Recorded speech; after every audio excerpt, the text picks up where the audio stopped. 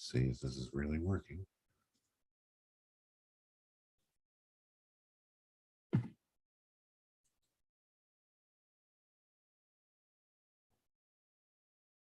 See if this is really working.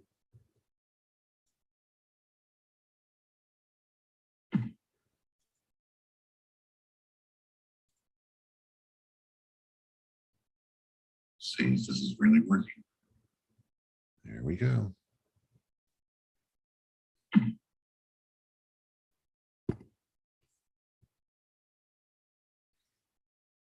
See if this is really working. There we go.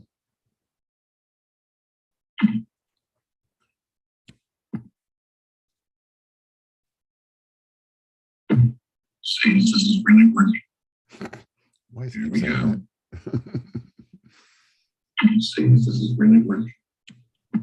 There we go.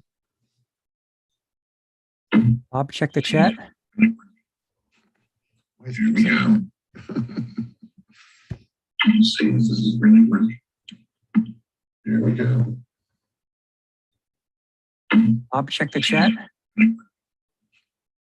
we go. See if this is really working. There we go.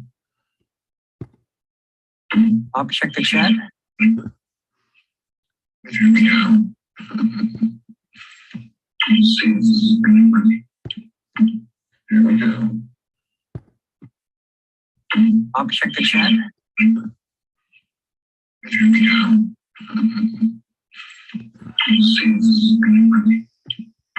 There we go. Bob, check the chat. There we go. See if this is really working. There we go. Bob, check the chat. There we go. See if this is really working. There we go. Bob, check the chat. There we go. See if this is really working. There we go. Bob, check the chat. There we go. See if this is really working. There we go. Bob, check the chat. There we go. See if this is really working. There we go. Bob, check the chat. There we go. See if this is really working. There we go.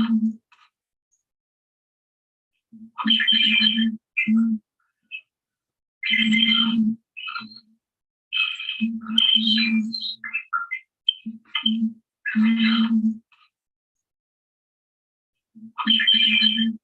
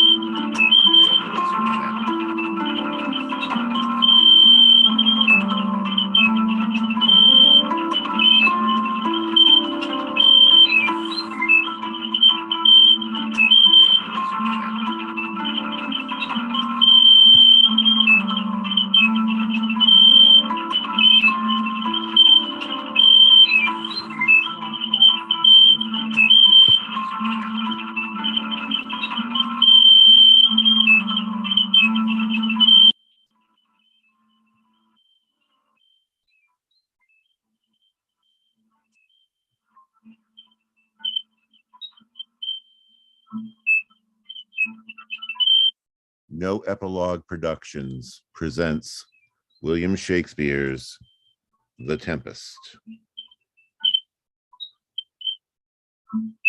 No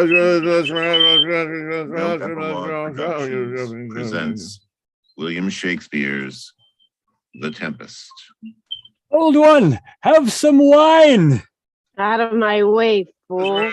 No Epilogue Productions presents William Shakespeare's The Tempest. Today, Caesar returns in Hold on. conquest. Like a careless child does the populace revel whilst oracles warn that danger threatens the life of mighty Rome herself. I have made my petitions to the Capitol, but none will hear me. This throng that follows Caesar at the heels will crowd a feeble one almost to death. I'll get me to a place more void and there speak to great Caesar as he comes along. Hence, home, you idle creatures, get you home. You, what trade art thou? Oh, truly, sir, in respect of a fine workman, I am, but as you would say, a cobbler. Answer a tribute directly. Indeed, sir, a mender of bad souls. Then wherefore art not in thy shop today? Why dost thou lead these men about the streets? Oh, truly, sir, to wear out their shoes, to get myself into more work. But indeed, sir, we make holiday to rejoice in Caesar's triumph. Wherefore rejoice? What conquest brings he home? You blocks, you stones, you cruel men of Rome. Many a time and oft have you climbed up the walls and battlements to see great Pompey pass the streets of Rome. And when you saw his chariot but appear, have you not made a universal shout that Tiber trembled underneath her banks? And do you now strew flowers in his way that comes in triumph over Pompey's blood? Be gone! Run to your houses, fall upon your knees, pray to the gods to intermit the plague that needs must light on this ingratitude. Go, go, good countrymen. They vanish tongue-tied in their guiltiness. Go down that way towards the Capitol. Disrobe the images if you do find them decked with ceremonies. May we do so? You know it is the Feast of Lupercal. Let no images be hung with Caesar's trophies. These growing feathers plucked from Caesar's wing will make him fly an ordinary pitch.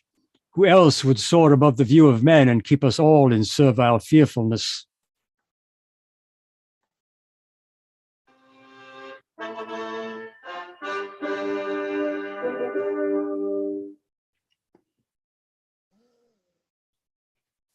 Forget not your speed, Antony, to touch Calpurnia. The barren touched in this holy chase shake off their sterile curse. When Caesar says do this, it is performed. Set on and leave no ceremony out.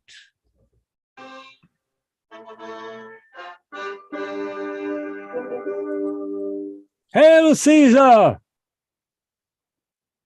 Caesar! Hail Caesar! Who is this in the press that calls on me, Casca?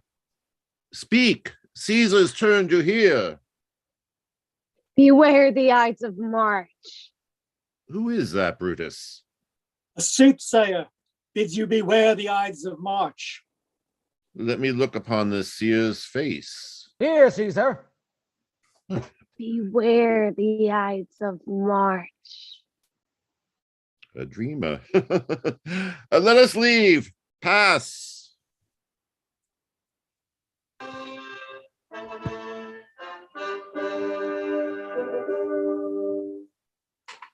Will you go to see the order of the course, Brutus?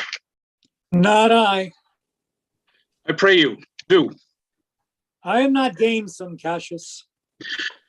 I have not from your eyes that gentleness and show of love as I was wont to have. Vexed I am of late with conceptions only proper to myself, so that Brutus, with himself at war, forgets the shows of love to other men. Well, tell me, good Brutus, can you see your face? No, Cassius. The eye sees not itself, but my reflection by some other things. It is just, and it is very much lamented, Brutus, that you have no such mirrors as will turn your hidden worthiness into your eye. Into what dangers would you lead me, Cassius? That you would have me seek to myself for that which is not in me? Good Brutus, I, your glass, will modestly discover to yourself that of yourself which yet you know not of. Caesar, Caesar, Caesar, Caesar. Well, what means this shouting? Do you fear the people choose Caesar for their king? Then must I think you would not have it so? I would not, Cassius, I would not. Yet I love him well. But what is it you would impart to me? I was born free as Caesar. So were you. We both were fed as well. We can both endure the winter's cold as well as he. For once, upon a raw and gusty day, the troubled Tiber chafing with her shores, Caesar said to me, Dost thou, Cassius, now leap in with me to this angry flood and swim to yonder point? upon the word, accoutred as I was, I plunged in and bade him follow. So indeed he did. The torrent roared, and we did buffet it with lusty sinews. But ere we could arrive, the point proposed. Help me, Cassius, or I sink. And I, as Aeneas, our great ancestor, did from the flames of Troy upon his shoulder the old Anchises bear, so from the waves of Tiber did I, the tired Caesar.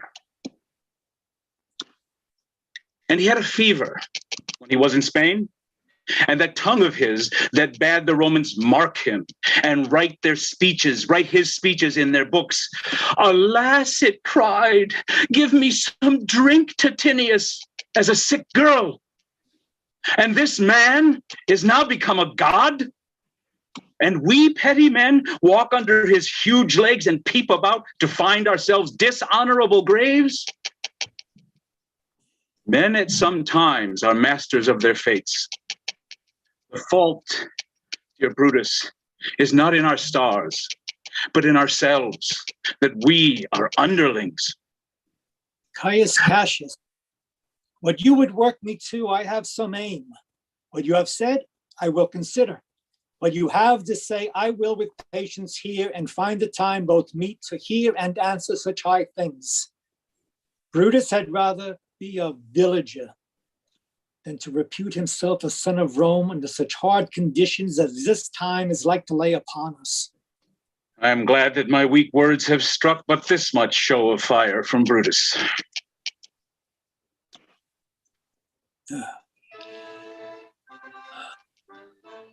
The games are done, and Caesar is returning. As they pass by, pluck Casca by the sleeve, and he will tell us what hath preceded worthy note today. Casca, Aye, Brutus. tell us, what hath chanced today? Why, there was a crown offered him, and he put it by with the back of his hand thus, and then the people fell a shouting. Who offered him a crown? Why, Antony. Tell us the manner of it, gentle Casca. I saw Mark Antony offer him a crown. Yet 'twas not a crown neither, 'twas one of those coronets. And as I told you, he put it by once. But for all that, to my thinking, he would fain have had it. Then he offered it to him again. Then he put it by again. But to my thinking, he was very loath to lay his fingers off it. And then he offered it a third time. And still as he refused it, the rabblement hooted and clapped their chapped hands and uttered such a deal of stinking breath because Caesar refused the crown that it had almost choked Caesar, for he swooned and fell down at it. 'Tis very like he hath the falling sickness. No, Caesar hath it not, but you and I and honest Casca, we have the falling sickness. What said he when he came unto himself, Casca? He said if he had done anything or said anything amiss, he desired their worships to think it was his infirmity. 3 or 4 wenches where I stood cried, Alas, good soul! But if Caesar had stabbed their mothers, they would have done no less. I can tell you more news, too. Marullus and Flavius, for pulling scarves off Caesar's images, are put to silence. There was more foolery yet, if I could remember it. Will you dine with me tomorrow? Aye, if I be alive and your dinner worth the eating. Good. I will expect you. Do so. Farewell, both. Farewell. And so it is. Cassius, for this time I will leave you. Tomorrow, if you please to speak with me, I will wait for you. Jovan, think of the world. Well, Brutus, thou art noble. Yet I see thy honorable metal may be wrought from that it is disposed. For who so firm that cannot be seduced? Caesar doth bear me hard, but he loves Brutus. If I were Brutus now and he were Cassius, he would not humor me. But I will this night in several hands in at his window throw, as if they came from several citizens, writings all tending to the great opinion that Rome holds of his name, wherein obscurely Caesar's ambition shall be glanced at. And after this, let Caesar seat him sure, for we will shake him, or worse days endure. With the coming of night, the heaven themselves rise in protest of mortal wrongs. Caesar, as heedless to my warning as to the raging winds, confers with his trusted friend Mark Antony at his home. Antonio, Caesar? let me have men about me that are fat, sleek-headed men, and such as sleep o' nights. This Cassius has a lean and hungry look. He thinks too much, and such men are dangerous. Dear, I'm not Caesar. He's not dangerous. He is a noble Roman and well given. Oh, would he were fatter. But I fear him not. I rather tell thee what is to be feared than what I fear. For always I am Caesar. Such men as he never be at heart's ease whilst they behold a greater than themselves. Come on my right hand, for this ear is deaf, and tell me what thou truly thinkst of him. Who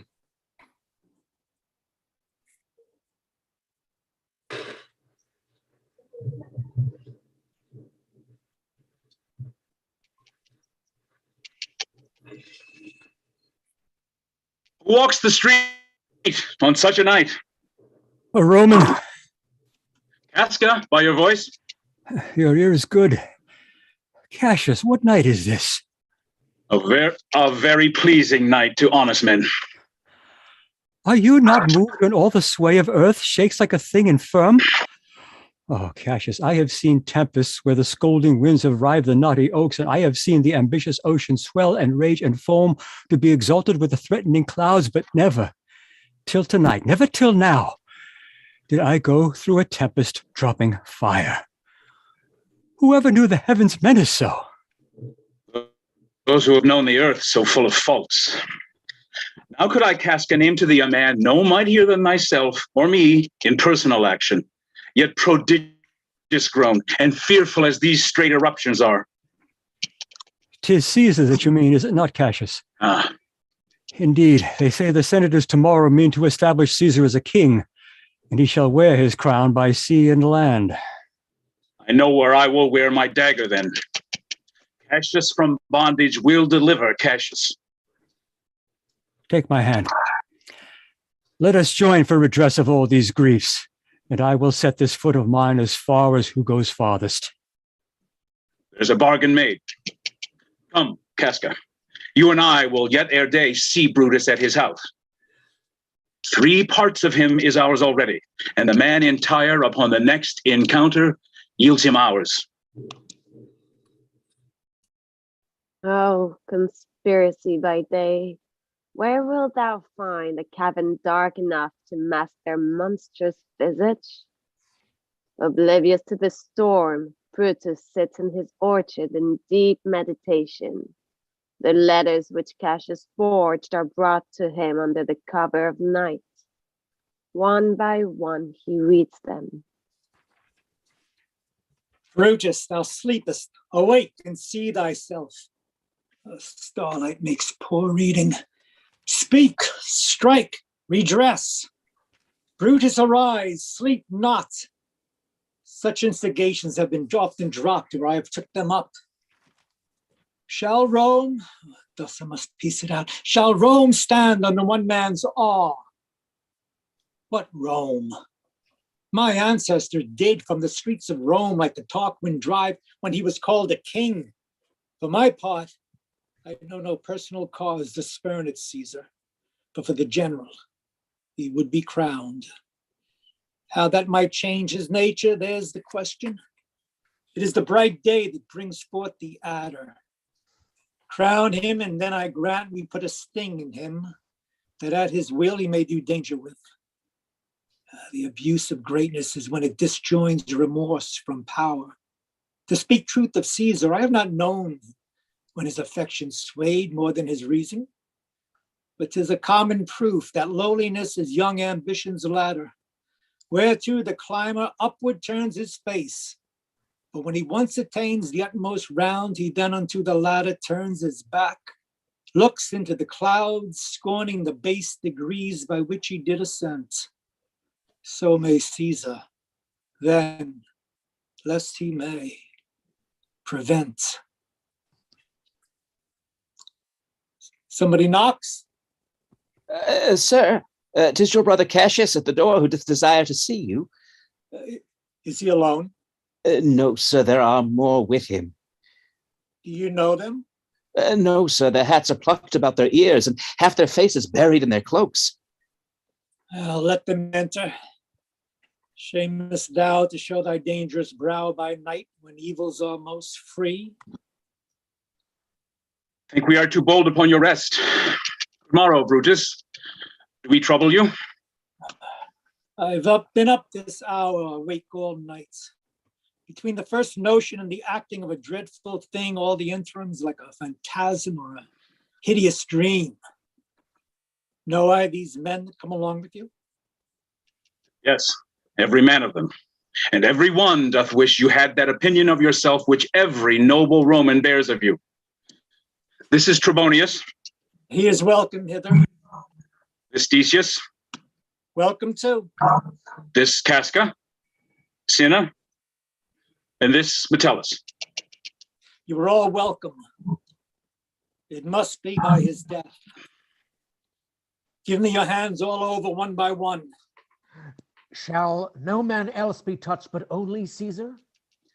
Decius well urged. I think it is not meet Mark Antony, so well beloved of Caesar, should outlive Caesar. We shall find of him a shrewd contriver. Our course will seem too bloody, Cassius. To cut the head off and then hack the limbs? Let us be sacrifices, but not butchers. We all stand up against the spirit of Caesar. Oh, that we then would come by Caesar's spirit and not dismember Caesar. But gentle friends, let's carve him as a dish fit for the gods, not hew him as a carcass fit for hounds. Peace. Mark the hour. The morning comes upon us. Let us swear our resolution. No, not an oath. The sufferance of our souls, the time's abuse, if these bear fire enough to kindle cowards and to steal with valor the melting spirits of women, then countrymen, what oath need we other than honesty to honesty engaged? That this shall be, or we will fall for it. We'll leave you, Brutus. And friends, disperse yourselves, but all remember what you have said, and show yourselves true Romans. So good morrow to you, everyone. Good morrow. Come on. Boy, Lucius, fast asleep? No matter. Enjoy the heavy honey dew of slumber. Thou hast no figures nor no fantasies which busy care draws in the brains of men. Therefore thou sleepest so sound. Brutus, my lord. Portia, wherefore rise you now? You haven't gently, Brutus. Stole from my bed, and yesternight at supper you suddenly arose and walked about, musing and sighing. And when I asked you what the matter was, you with an angry waft of your hand gave sign for me to leave you. So I did, hoping it was but an effect of humor. but it will not let you eat, nor talk, nor sleep. And could it work so much upon your shape as it hath much prevailed on your condition, I should not know you, Brutus. Dear my lord, make me acquainted with your cause of grief. I am not well in health, and that is all. Brutus is wise, and were he not in health, he would embrace the means to come by it. What so I do, good Portia. Go to bed.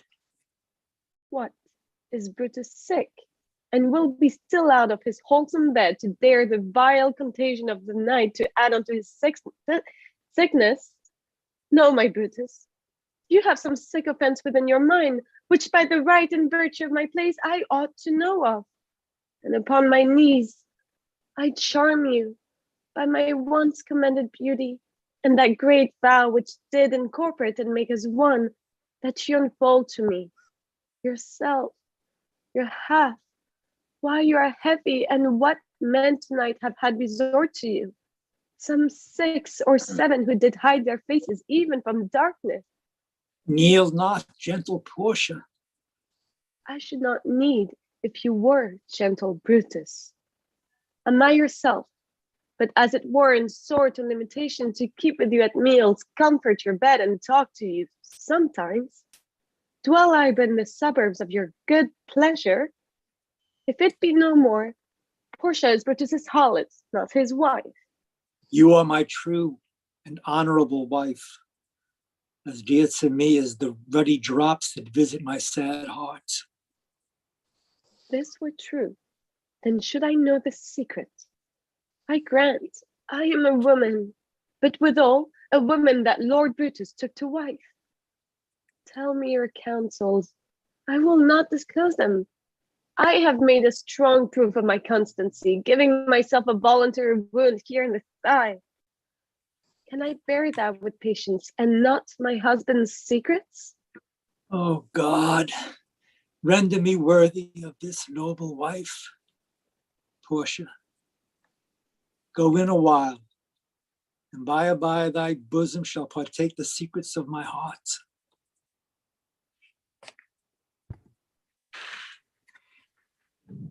Help! Oh, they murder Caesar! Ah! Ah! Ah! My lord Caesar. Not heaven nor earth shall be at peace tonight. Thrice has Calpurnia in her sleep cried out. Go bid the priests do present sacrifice and bring me the opinions of their success. I will, my lord. What mean you, Caesar? You shall not stir out of our house today. The Caesar shall forth.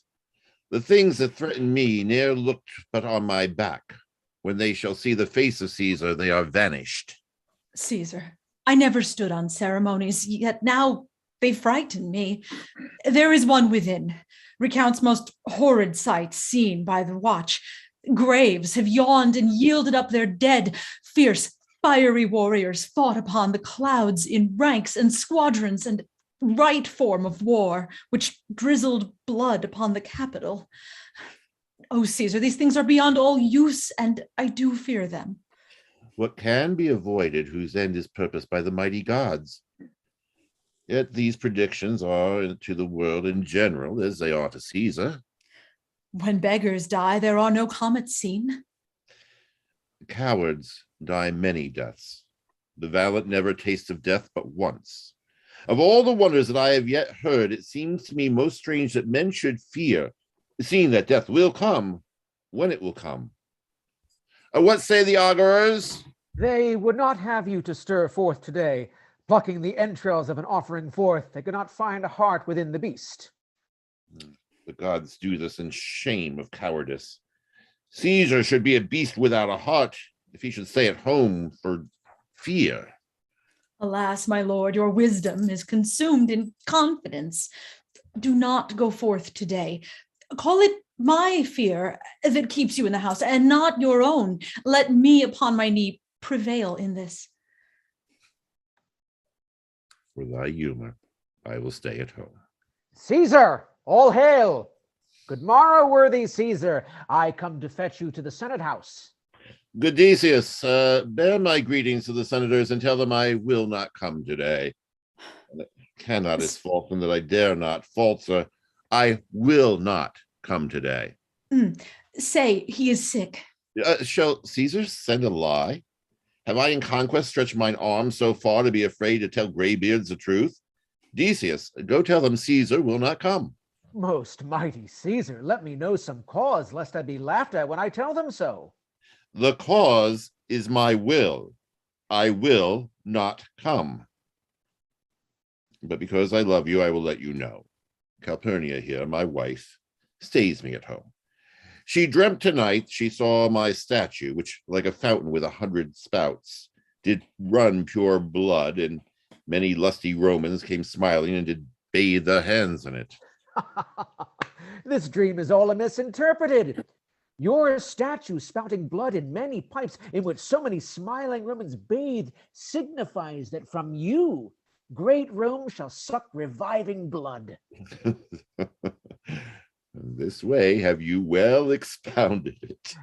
And know it now. The Senate have concluded to give this day a crown to mighty Caesar. If you shall send them word you will not come, their minds may change. Shall they not whisper, lo, Caesar is afraid? How foolish do your fears seem now, Calpurnia. I am ashamed I did yield to them. Give me my robe, for I will go.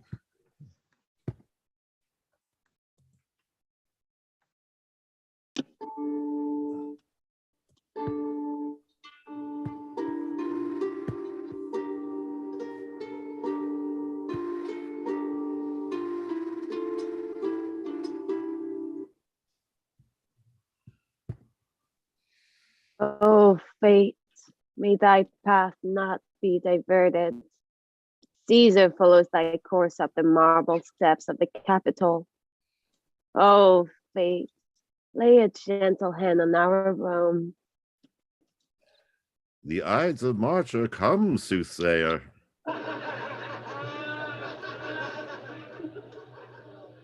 Aye, Caesar, but not gone. All having business, come into the Capitol chamber. I wish your enterprise today may thrive.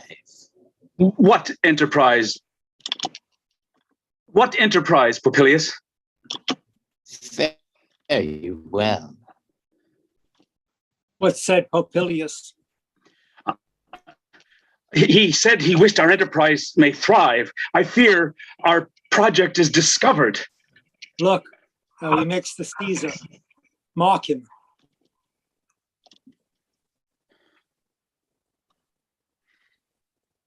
Casca, be sudden, for we fear prevention.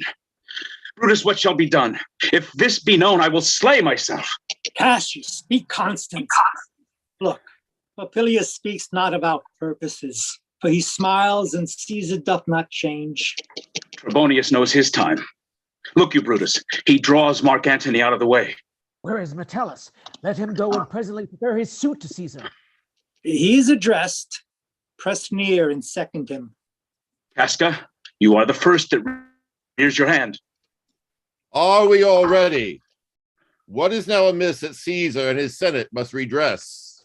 Most high, most mighty, and most glorious Caesar, Metellus Cimber draws before thy seat with a humble heart.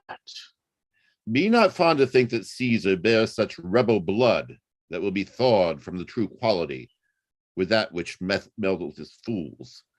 Thy brother, by decree, is banished. Is there no voice more worthy than my own to sound for the repealing of my banished brother? I kiss thy hand, but not in flattery, Caesar, desiring thee that Metellus' brother may have an immediate freedom of appeal. O Caesar, Hence, wilt thou lift up Olympus? Great Caesar. Does Brutus bootless kneel? hands, speak for me. Yeah!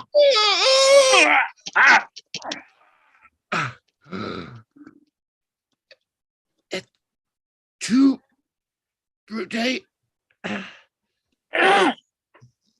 Then, Caesar.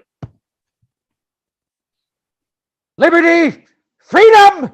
Tyranny is dead! Run hence! Cry it about the streets! Some to the common pulpits and cry out liberty, freedom, and enfranchisement. People and senators, be not affrighted. Fly not. Stand still. Ambition's debt is paid. Men, wives, and children stare, cry out, and run as it were doomsday. Oh, fates, that we shall die we know, but the time. Stoop, Romans, stoop, and let us bathe our hands in Caesar's blood. Then walk we forth even to the marketplace, and waving our red weapons o'er our heads, let all cry peace, freedom, and liberty. Stoop then and wash. How many ages hence shall this our lofty scene be acted over, in states unborn and accents yet unknown? So often shall the not of us be called the men that gave their country liberty. What, shall we forth? Aye, Brutus shall lead, and we will grace his heels with the most boldest and best hearts of Rome. Here comes Antony. Welcome, Mark Antony.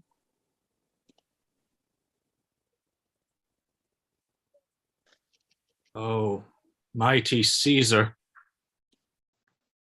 dost thou lie so low? Are all thy conquests, glories, and triumphs, spoils, shrunk to this little measure? Fare thee well. I know not, gentlemen, what you intend. Who else must be let blood? Who else is rank?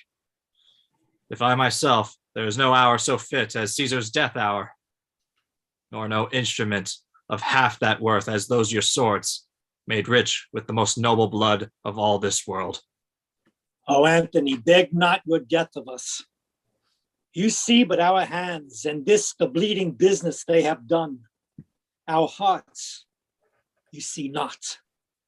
To you our swords have leaden points, Mark Antony. Your voice shall be as strong as any man's in the disposing of new dignities. Only be patient till we have pacified the multitude, and then we will deliver you the cause why I, that did love Caesar when I struck him, have thus proceeded. Antony, what compact mean you to have with us? Will you be pricked in number of our friends? Let each man render me his bloody hand. Friends, am I with you all, and love you all?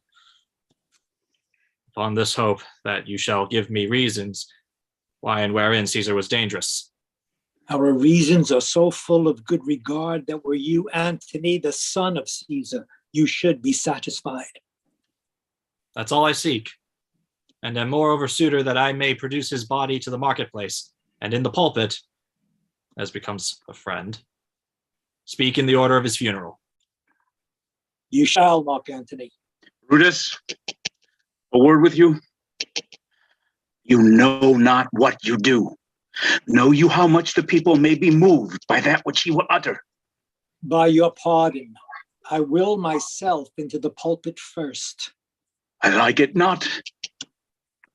Mark Antony, here, take you Caesar's body. You shall not in your funeral speech blame us, but speak all good you can devise of Caesar, and say you do it by our permission. And you shall speak in the same pulpit whereto I am going after my speech is ended. I do desire no more. Good. Prepare the body then and follow us.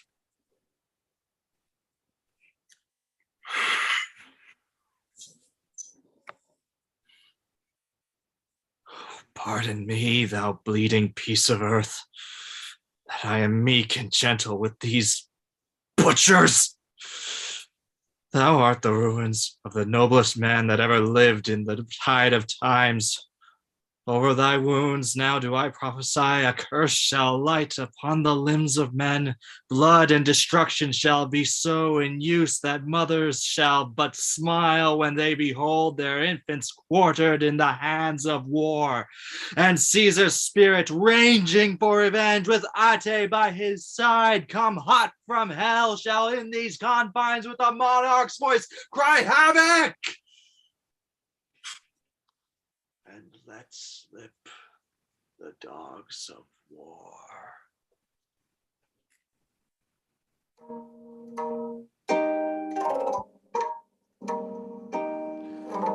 There will now be a 5-minute intermission.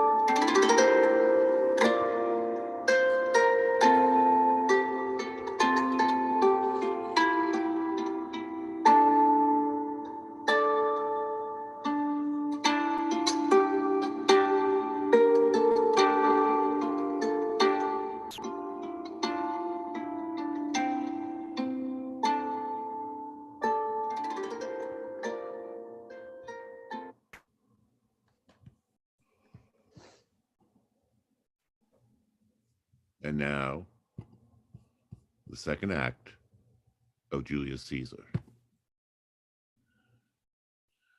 We will be satisfied. Let us be satisfied. Then give me audience, friends, and public reason shall be rendered of Caesar's death. I will hear Brutus speak. Noble Brutus is ascended. Silence.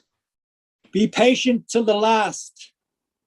Romans, countrymen, and lovers, hear me for my cause and be silent that you may hear. If there be any in this assembly, any dear friend of Caesar's, to him I say that Brutus's love to Caesar was no less than his. If then that friend demand why Brutus rose against Caesar, this is my answer. Not that I loved Caesar less, but that I loved Rome more. Had you rather Caesar were living and die all slaves, than that Caesar were dead, to live all free men? As Caesar loved, I weep for him. As he was fortunate, I rejoice at it. As he was valiant, I honor him. But as he was ambitious, I slew him. Who is here so base that would be Caesar's bondman?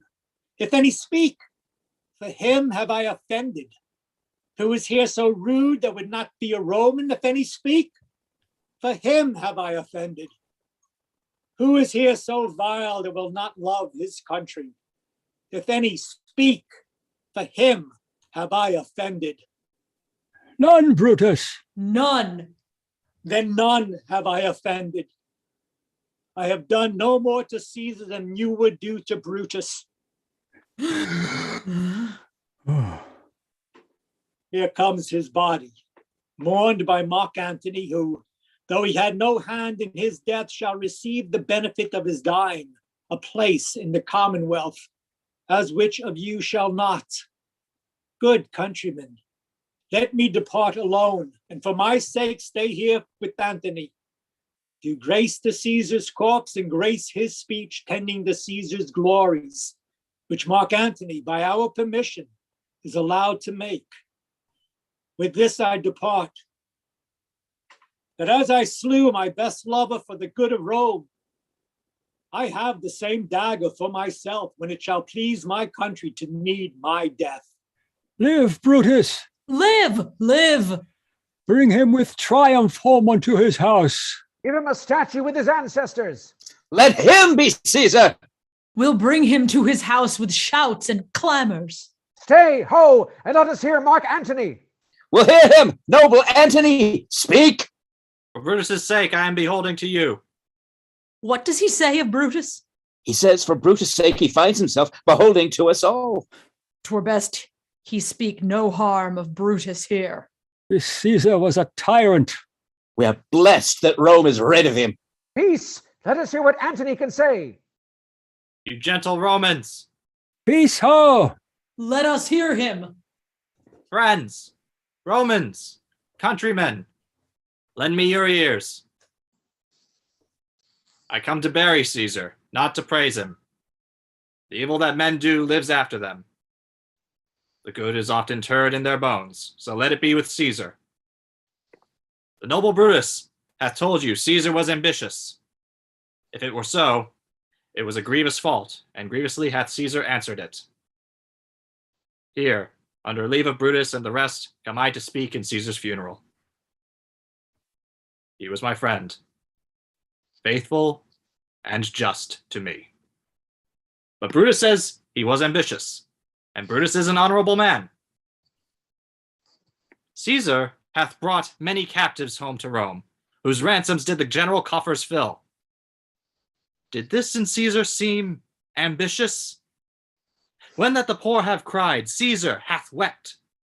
Ambition should be made of sterner stuff.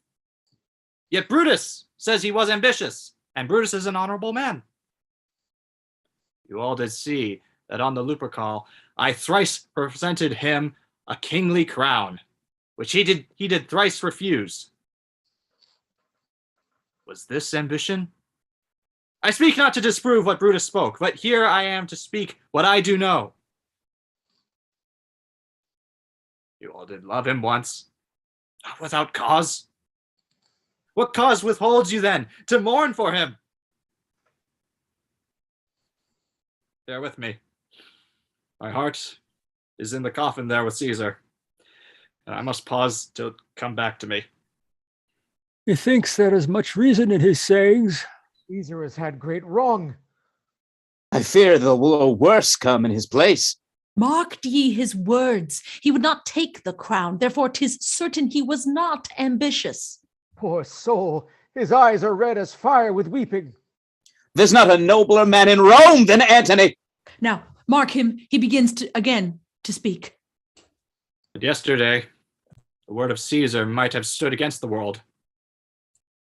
Now lies he there, and none so poor to do him reverence. Oh, masters, if I were disposed to stir your hearts and minds to mutiny and rage, I should do Brutus wrong and Cassius wrong, who, you all know, are honorable men. Yet if you have tears, prepare to shed them now. You all do know this mantle. I remember the first time ever Caesar put it on. It was on a summer's evening in his tent. Look, that day he overcame the Nervae. Look, in this place ran Cassius's dagger through. See what a rent the envious Casca made. Through this the well-beloved Brutus stabbed, and as he plucked his cursed steel away, mark how the blood of Caesar followed it. Brutus, as you know, was Caesar's angel. When the noble Caesar saw him stab, ingratitude more strong than traitors' arms quite vanquished him, then burst his mighty heart, and great Caesar fell. Oh, what a fall there was, my countrymen. And I and you and all of us fell, whilst bloody treason flourished over us. Oh, now you weep. Kind souls, what weep you when you but behold our Caesar's vestures wounded? Look you here. Here is himself, marred, as you see, with traitors! A piteous spectacle. Noble Caesar. Oh, woeful day! Oh, traitors, villains! Oh, most bloody sight. We will be revenged. Revenge. About. Seek. Burn. Fire. Kill. Slay. Let not a traitor live. Stay, countrymen. Peace there. Hear the noble Antony. We'll hear him. We'll follow him. We'll die with him. Good friends, sweet friends, let me not stir you up to such a sudden flood of mutiny. I come not, friends, to steal away your hearts. I am no orator as Brutus is. I only speak right on. I tell you that which you yourselves do know. Show you sweet Caesar's wounds, and bid them speak for me. But were I Brutus and Brutus Antony, there were an Antony would put a tongue in every wound of Caesar that should move the stones of Rome to rise and mutiny! We'll mutiny! We'll mutiny! We'll burn the house of Brutus! Away then! Come, seek the conspirators! Yet hear me, gentlemen! Yet hear me speak! Peace, ho! Here, Antony! Most noble Antony. Parchment with the seal of Caesar. I found it in his closet. It is his will. Let but the commons hear the testament, and they would go and dip their napkins in his sacred blood. Read it, Antony. The will. The will! We will hear Caesar's will. Under Caesar's seal, to every Roman citizen, he gives 75 drachmas! Most noble Caesar will revenge his death. Oh, royal Caesar! Moreover, he hath left you all his walks, his private arbors, and new planted orchards to walk abroad and recreate yourselves. Here was a Caesar. When comes such another? Never, never! Come, we'll burn his body in the holy place, and with the brands fire the traitors' houses. Take up the body. Go fetch fire. Pluck down benches! Pluck down doors, windows, anything.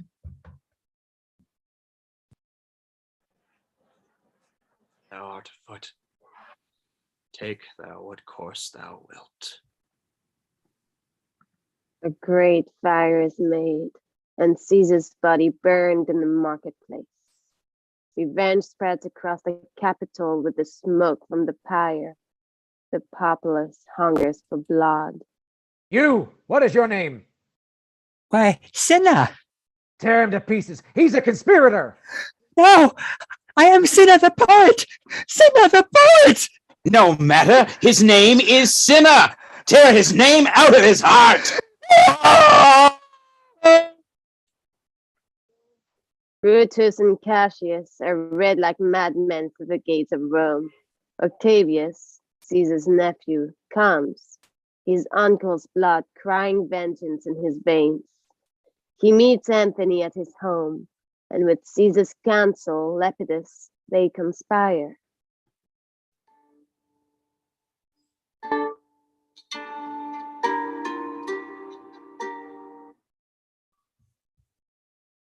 These many then shall die. Their names are pricked. Your brother, too, must die. Consent you, Lepidus. I do consent, Octavius. Prick him down, Antony.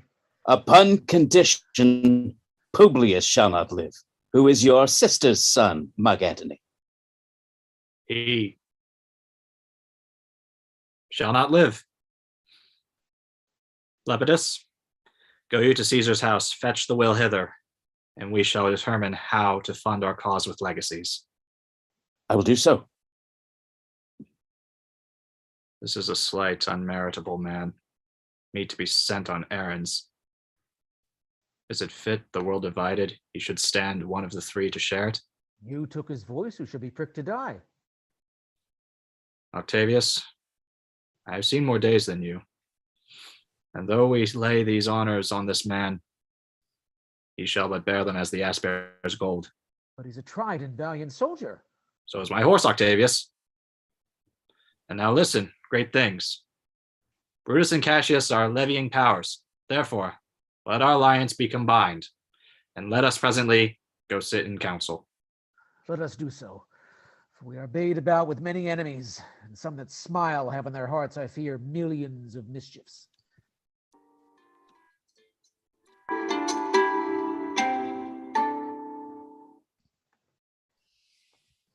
And so are put to death 100 senators. As Caesar's body molders, so does Rome.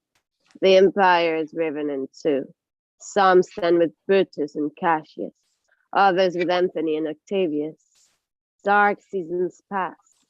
Two mighty armies gather on the arid plains near Philippi to do battle. Yet time has wrought decay within the factions. Stand ho! Stand! Most noble Brutus, you have done me wrong.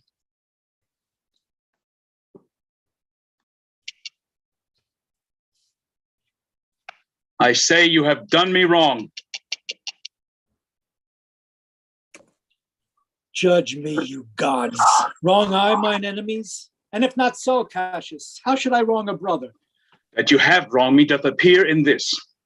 You have condemned Lucius Pella for taking bribes here of the Sardians, wherein my letters, praying on his side, were slighted off. You wronged yourself to write in such a case. In such a time as this, it is not meet that every small offense should bear a comment. Let me tell you, Cassius, you yourself are much condemned to have an itching palm, to sell and mart your offices for gold. I, an itching palm. You know that you are Brutus that speak this, or by the gods, this speech were else your last.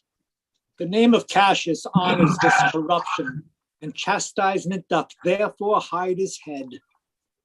Chastisement. Remember March, the Ides of March, remember. Did not great Julius bleed for justice's sake? What villain touched his body that did stab and knocked for justice? But shall one of us that struck the foremost man of all this world but for supporting robbers, shall we now contaminate our fingers with base bribes for so much trash as may be grasped thus? I had rather be a dog and bay the moon than such a Roman. Brutus, bait not me, I'll not endure it. You forget yourself to hedge me in. I am a soldier, I, older in practice, abler than yourself to make conditions. Go to, you are not, Cassius. I am. I say you are not. Tempt me no further, I shall forget myself. Away, slight man. Is it possible? Must I endure all this? All this? Aye, more. Fret till your proud heart breaks. Must I stand and crouch under your testy humor? By the gods, from this day forth, I'll use you for my mirth, yea, for my laughter when you are so waspish.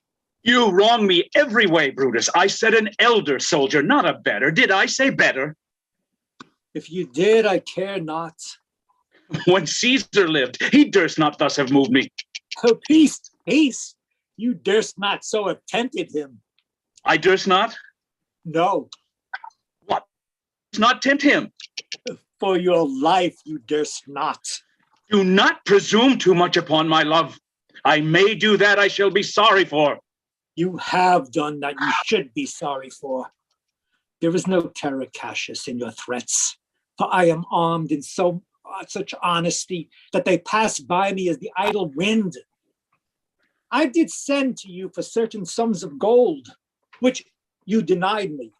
By heaven, I had rather coin my heart and drop my blood for drachmas than to wring from the hard hands of peasants their vile trash by any indirection. I did send to you for gold to pay my legions, which you denied me. Was that done, like Cassius? I denied you not. You did. I did not. He was but a fool that brought my answer back. Brutus hath rived my heart. A friend should bear his friend's infirmities, but Brutus makes mine greater than they are. I do not, till you practice them on me. You love me not. I do not like your faults. A friendly eye could never see such faults. A flatterers would not, though they appear as huge as high Olympus. Come, Antony, and you, Octavius, come. Revenge yourselves alone on Cassius, for Cassius is a-weary of this world. Hated by one he loves, all his faults observed, set in a notebook, learned and conned by rote to cast into my teeth. I could weep my spirit from mine eyes. Here's my dagger, and here my naked breast. I that denied thee gold will give my heart. Strike, as thou didst at Caesar. For I know when thou didst hate him worse, you loved him better than ever you loved Cassius. Sheathe your dagger. Be angry when you will, it shall have scope. Do what you will. Dishonor shall be humor. Hath Cassius lived to be but mirth and laughter to his Brutus, when grief and blood ill-tempered vexeth him? When I spoke that, I was ill-tempered too. Do you confess so much? Give me your hand. And my heart too. I did not think that you could have been so angry. Oh, Cassius, I am sick of many griefs. Of your philosophy you make no use if you give place to accidental evils. No man bears sorrow better. Portia is dead. Ah, but Portia? She is dead. Upon what sickness? Impatient at my absence and grieved that young Octavius and Mark Antony have made themselves so strong. With this she fell distract, and her attendants absent, swallowed fire. Oh, ye immortal gods. Speak no more of her. Lucius, give me that bowl of wine. Yes, my lord. In this I bury all unkindness, Cassius. My heart is thirsty for that noble pledge. Lucius, fill till the wine o'erswell the cup. Portia, art thou gone? No more, I pray you. What do you think of marching to Philippi presently? I do not think it good. Oh, your reason? Young Octavius and Mark Antony come down upon us with a mighty power. 'Tis better that the enemy seek us. So shall he waste his means, weary his soldiers, whilst we, lying still, are full of rest and nimbleness. Good reasons must of force give place to better. Our legions are brimful. Our cause is right. There is a tide in the affairs of men which, taken at the flood, leads on to fortune. Omitted, all the voyage of their life is bound in shallows and miseries. We must take the current when it serves, or lose all. Then with your will, go on. We'll along ourselves and meet them at Philippi. Now the deep of night has crept upon our talk. There is no more to say. Oh, my dear brother, that was an ill beginning of this night. Never come such division between our souls. Let it not, Brutus. Everything is well. Good night, my lord. Good night, good brother. Give me my gown, Lucius. Look, Lucius, here's the book I sought for so. I was sure your lordship did not give it me. Bear with me, good boy. I am much forgetful. Gentle knave, good night. If I do live, I will be good to thee. Good night, my lord. Let me see. It is not the leaf turns down where I left reading. Here it is, I think. Oh, how this taper burns.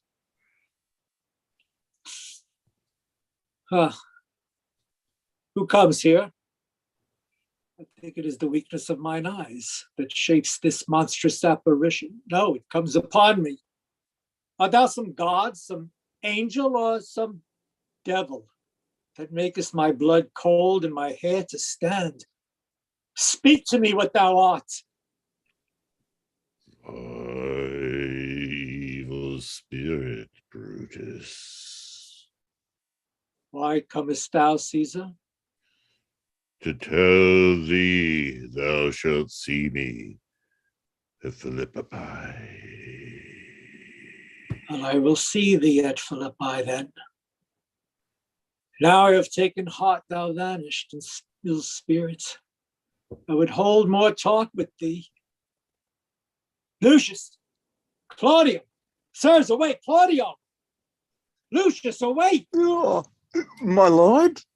Didst thou dream, Lucius, that thou criedest out? No, lord, I do not know that I did cry. Yes, that thou didst. Didst thou see anything? Nothing, my lord. Go and commend me to my brother Cassius. Bid him set on his powers at once, and we will follow. It shall be done, my lord.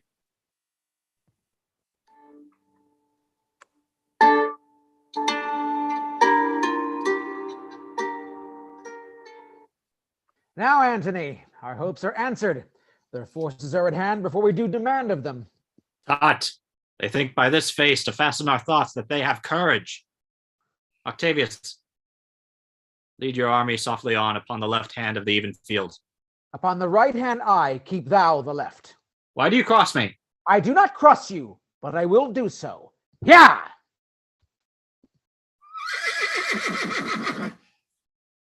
Prepare you, generals. The enemy comes on in gallant show. They stand and would have parley. Mark Antony, shall we give sign of battle? No, Caesar. We will answer on their charge. Stir not until the signal. Words before blows. Is it so, countrymen? Not that we love words better as you do. Good words are better than good strokes, Octavius. In your bad strokes, Brutus, you give good words. Witness the hole you made in Caesar's heart, crying, "Long live, hail Caesar!" Antony, the posture of your blows are yet unknown. But for your words, they rob the Hybla bees and leave them honeyless. And stingless too? Oh, yes, for you very wisely fret before you sting. Villains!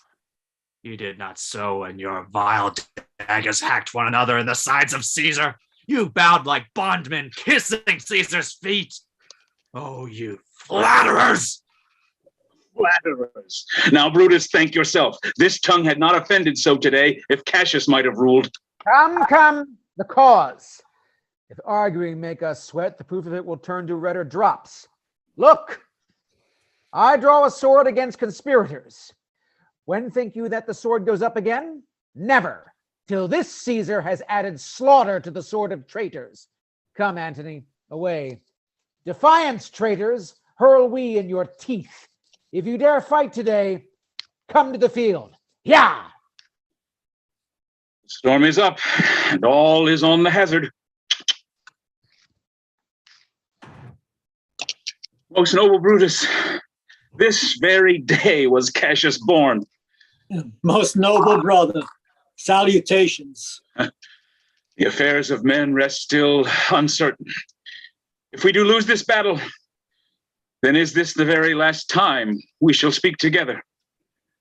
This same day must end that work the Ides of March began. Ah. Forever and forever, farewell, Cassius. Ah. If we do meet again, why, we shall smile. If not, why, then this parting was well made. Forever and forever, farewell, Brutus. If we do meet again, we'll smile indeed. Why, then lead on. Here. Ah!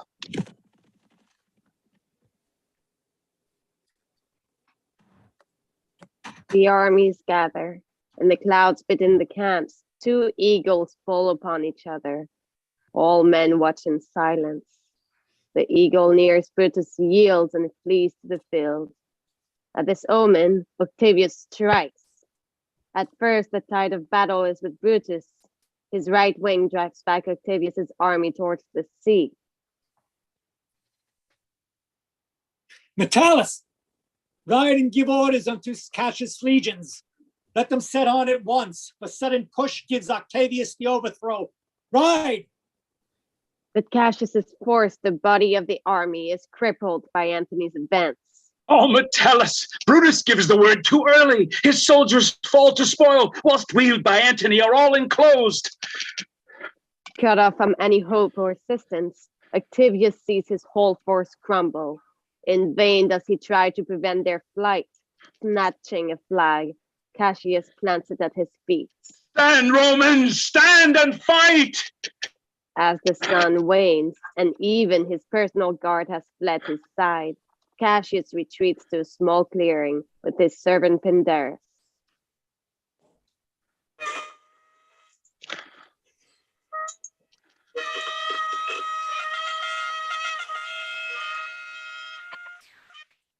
The time has come round, and where I did begin, there shall I end.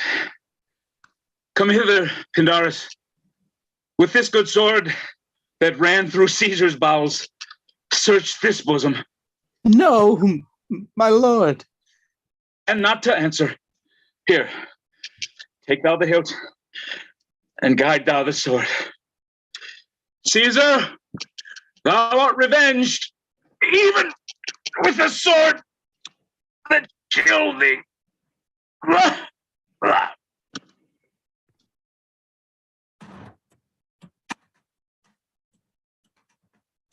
Where Pindarus is Cassius? Lo, yonder Brutus, he is slain. Oh, Julius Caesar, thou art mighty yet. Thy spirit walks abroad and turns our swords in our own proper entrails. Fare thee well, Cassius. It is impossible that ever Rome should breed thy fellow.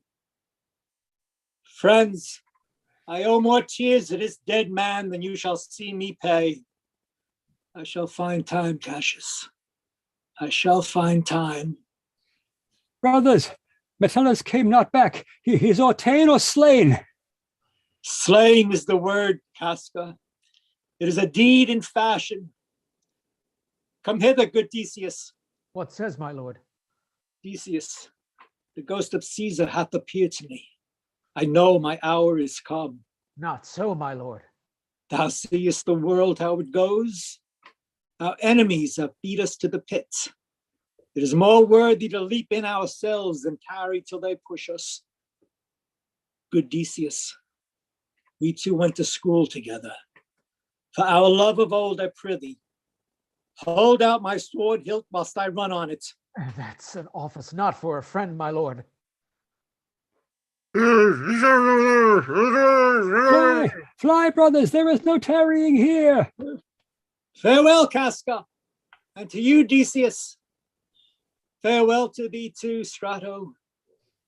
Countrymen, my heart doth joy that yet in all my life I found no man but he was true to me.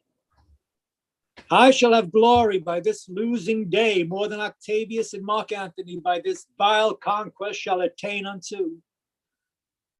Night hangs upon mine eyes.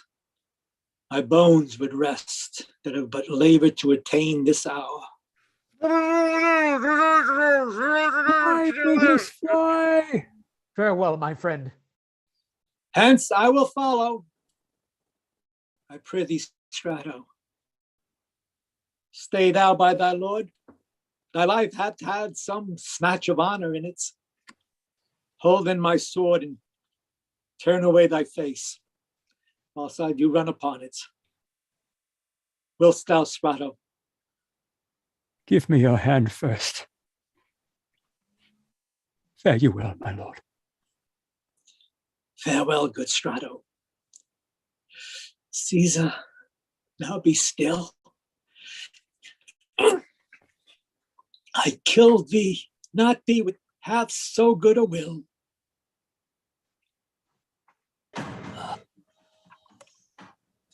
What man is that? Bring a torch. He who was Brutus, Octavius. Your conquerors can but make a fire of him. But Brutus only overcame himself, and no man else hath the honor by his death.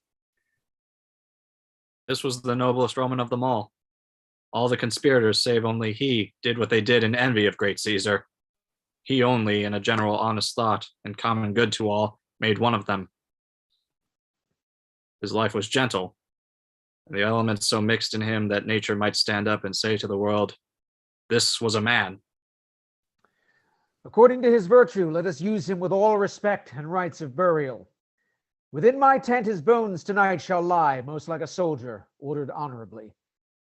So shall the field to rest, and let's away, to part the glories of this happy day.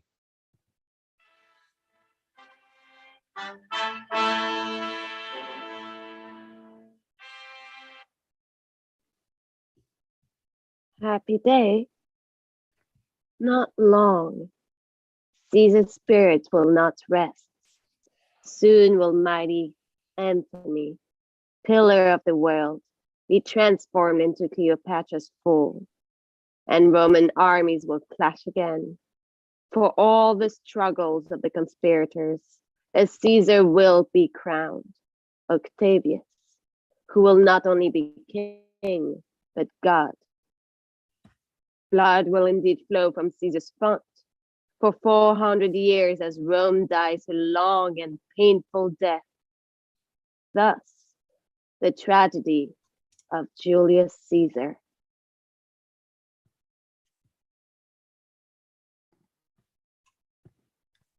You have just heard The Tragedy of Julius Caesar by William Shakespeare.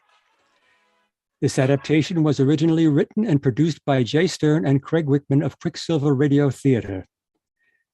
This evening you heard Alan Dolderer, Dan Renkin, Timothy J. Cox, Kay Cook, Bob Rutan, Sarah DeBates, Craig Wickman, Michael Lazarus, and Steve Viola. This has been a No Epilogue production. Good night.